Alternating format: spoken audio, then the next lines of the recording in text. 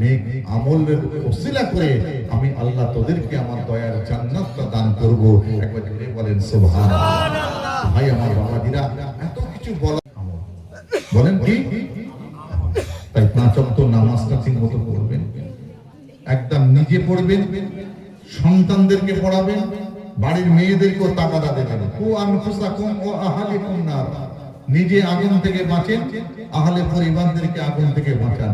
আপনিও পড়বেন নামাজ, আপনার সন্তানদেরকে পড়াবেন, আপনার বাড়ির মেয়ে মহল্লাতেও আপনারা খবর দেবেন, নামাজের জন্য তাগাদা দেবেন। কথা বুঝে আসছে বা? হ্যাঁ, হালাল পথে চলবেন, হালাল খাবেন, হারাম বস্তু খাবেন না।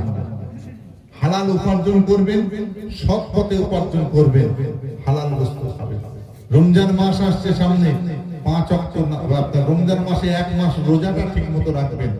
দিনের বেলায় ওই ঘটপুকুর হোটেলে গিয়ে পর্দা টেনে দিয়ে খেতে যাবেন না। রোজার মাসে দিনের বেলা খাওয়া চলবে বাপ? জোরে বলেন, চলবে? চলবে না। সুতরাং এই সব জিনিসগুলো যেগুলো আছে, বিশেষ করে এক কথায় হারাম থেকে দূরে রাখবেন, হালাল জিনিসগুলো ঠিকঠাক ভাবে ব্যবহার করবেন, খাবেন, নাজায়েজ থেকে দূরে রাখবেন, জায়েজ কাজগুলো করবেন। আল্লাহ পাক যেন আমাদের সকলকে কবুল করেন। বলুন না সকলে আল্লাহুম্মা আমিন। জোরে বললেন না আল্লাহুম্মা আমিন? যাই হোক, আর কথা নয়, এই পর্যন্ত থাক। আবার আল্লাহ পাক কখনো সময় সুযোগ দিলে আলাপ আলোচনা করা যাবে। তবে এর মধ্যে আর একটা কথা, প্রত্যেক বাংলা মাসের প্রথম সপ্তাহ রবিবার সীতাপুর দরবার শরীফটা হলো মুজাদ্দিদ জামান দাদা হুজুর কেবলা রাহমাতুল্লাহ আলাইহির দ্বিতীয় বাড়ি। সেই দ্বিতীয় বাড়িতে হুজুর পীর কেবলা রাহমাতুল্লাহ আলাইহির প্রতিষ্ঠা করা প্রত্যেক বাংলা মাসের প্রথম সপ্তাহ রবিবার জিকিরের মাহফিল হয়। আপনাদের সকলকে আমি দাওয়াত দিয়ে গেলাম। যে মাসে সহজ হবে আপনারা একটু যাওয়ার চেষ্টা করবেন। আল্লাহ পাক যেন কবুল করেন। বলুন আল্লাহুম্মা আমিন।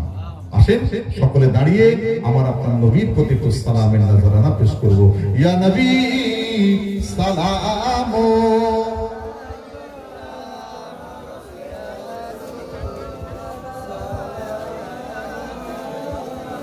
ইয়া হাবিব সালাম।